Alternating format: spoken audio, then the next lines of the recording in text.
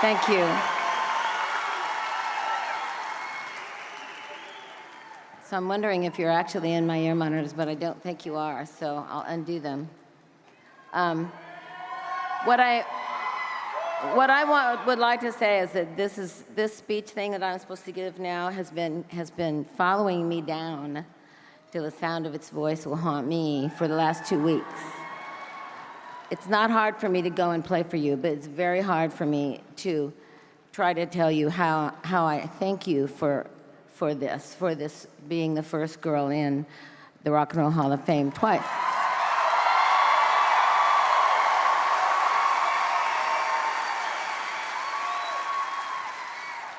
Sometimes I just can tell great stories because it's easy. If I'm telling a story about Prince, I can say he picked me up in his purple Camaro and we went out to his purple house in a suburb outside of Minneapolis and nobody knew where I was, and we wrote a song and he called it It'll Take You Days to Find Her, and I can actually tell you a great story about that because it is what it is. But for me to tell you a story from my heart about what this means to me is very hard because this has never happened to me before.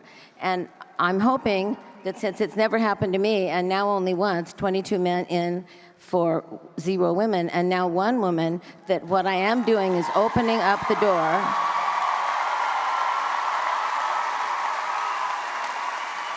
for other women to go like, hey, man, I can do it. And I'm telling all my friends that, like the girls in Haim, I'm going, okay, you guys, you got to really get it together now. And like one of you needs to step away and don't break up your band. Just do an album so you have it, because it's going to take 20 years before you will be recognized as again. So you'll already be like 60. So you have to do it right now. So it's like, this is the problem of getting in. I started Belladonna really thinking about it in 1979. So I'd only been in Fleetwood Mac for not quite 4 years, really only like maybe more like 3.5 years. And so this is a hard thing to do because you have to, the times are different, and it's like, it's gonna be hard, but I know there's somebody out there that will be able to do it because I'm gonna give you all the directions and I'll do enough interviews that say exactly what to do.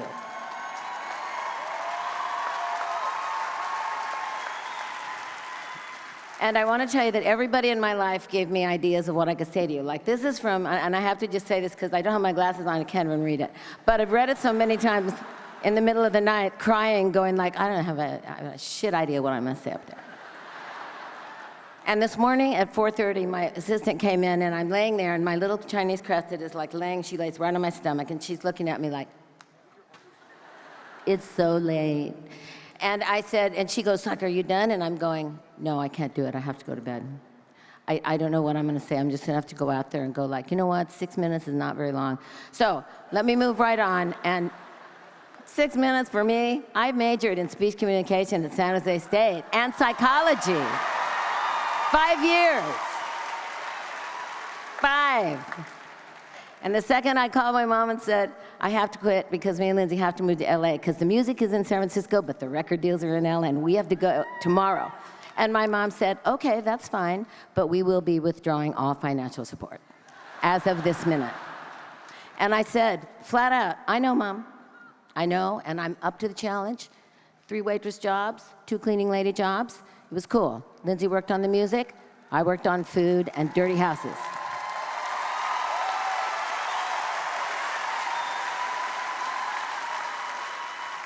And I rather enjoyed it because I could get out of the house and go into the real world instead of just being in the cave with all the guys who were just laying around smoking pot and messing up my house. So it's like I go, excuse me, can I just step over your feet and your pot and everything so I can straighten this place up? And I don't get paid for doing this at my own house, but I will do it for you because I know you guys work hard. So that's a little bit of a moment of how we got before Fleetwood Mac.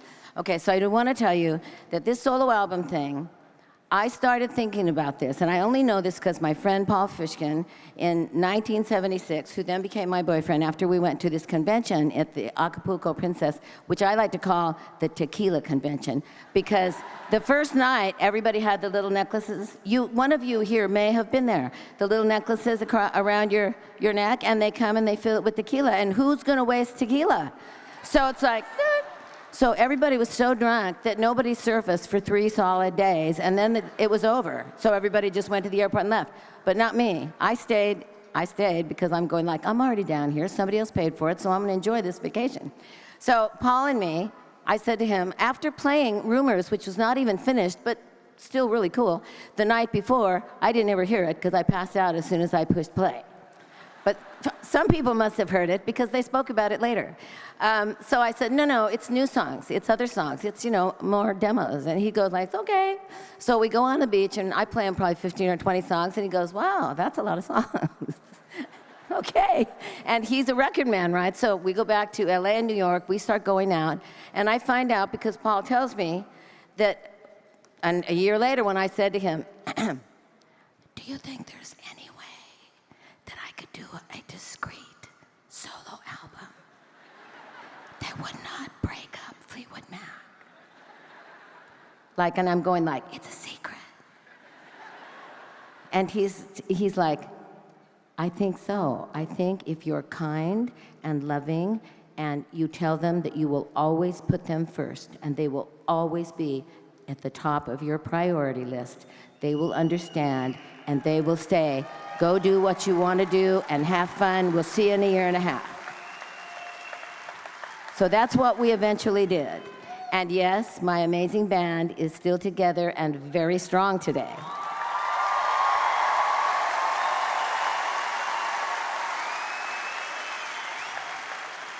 So last but not least, which probably won't be last but not least, they can't get me off this stage now that I'm on it. I want to thank, first of all, very quickly, Paul Fishkin, because he was the wise man who said, you can do both and you can have both. You just have to do it with love. That's all. Then I was introduced to his partner, Denny Goldberg, who became Paul's and our guru and our calm coach, who kept us calm. I was gone all the time, so they were talking about this and trying to put it together calmly and serenely. And so I'm off in the world doing Rumors and Tusk, and they're working behind the scenes to see if they can make this happen. And then it happened. We formed a record company called Modern. We went to Mr. Doug Morris at Atlantic, my hero. And I said, so Doug, and this is me, so Doug, what I want to do is I want to make a Tom Petty album, straight up rock and roll. And I have 2 great girl singers, Lori and Sharon, that are amazing. And we're going to be Crosby, Stills, and Nash. I'm going to be Stills, and they're going to be Nash and Crosby. So we're going to be straight up rock and roll, but we're going to sound like Crosby, Stills, and Nash. And Doug's like, fan-fucking-tastic. I'm sorry, didn't mean to swear. But so then I said, who produces Tom Petty? He goes, Jimmy Iovine. And I'm going like, so can you set me up with Jimmy Iovine? And he goes, yeah, I can. So he says, I'll give him a call. So he calls Jimmy, and he sets us up to go and have dinner. So we go and have dinner, and I tell him the same thing. Tom Petty, straight up rock album, but we want to sound like Crosby, Stills, and Nash. And he goes like, okay, I can do it. I haven't done a girl album in a while. So we go, okay, good. We both went back to LA because he was there working on finishing Tom's record. So we get there. 10 days later, I moved in with Jimmy.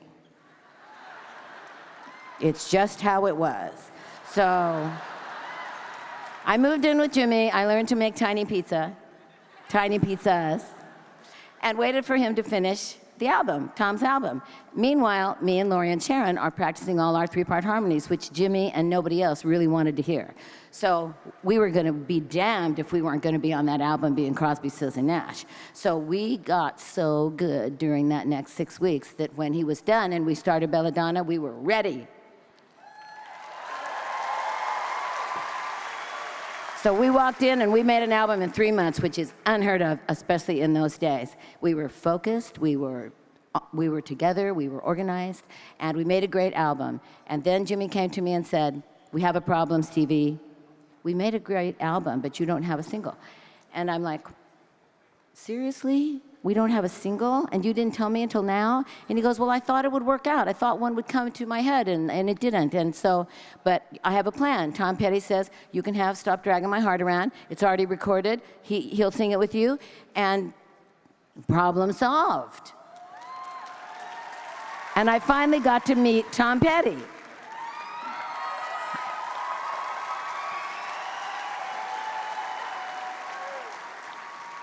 who Jimmy had kept me a secret from because he didn't want Tom to get pissed off and think that his attention was going to be taken away because he had a new girlfriend. So I hid in the basement. It was fine. I got to hear everything and eavesdrop all through it. So anyway, Jimmy, Doug, Paul, Danny, also Irving Azoff, because I had to hire him in 1976 because my mother said, you better get some help here because you don't have anybody taking care of your money. So I hired Irving, who gladly said, sure, I'll do it, not having any idea that he would still be sitting here tonight going like, sure, I'll do it. My press agent, Liz Rosenberg, who I met in 1976, who is still press agenting for me, and she's the best. She's the Rona Barrett of today, and I adore her. And she's elegant and incredible, so talk to her if you can. She'll get you in a newspaper. And then there was Howard Kaufman, who passed away a little while ago, who then became my manager when Irving had to go become the president of a record company. And that was okay, because we all have to branch out. And let's see, and Cheryl, who when Howard passed away, then took on the mantle of being my manager, which is no easy thing, because I don't agree with anything anybody says, especially when it's a girl. But thank you, Cheryl, for giving it your all. Anyway, you have been a fantastic, fantastic audience, and I want to tell you,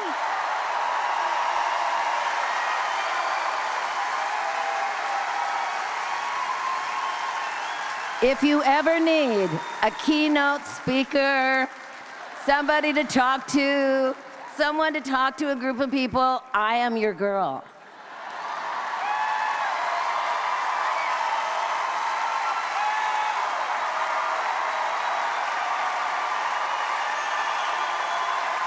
I love you.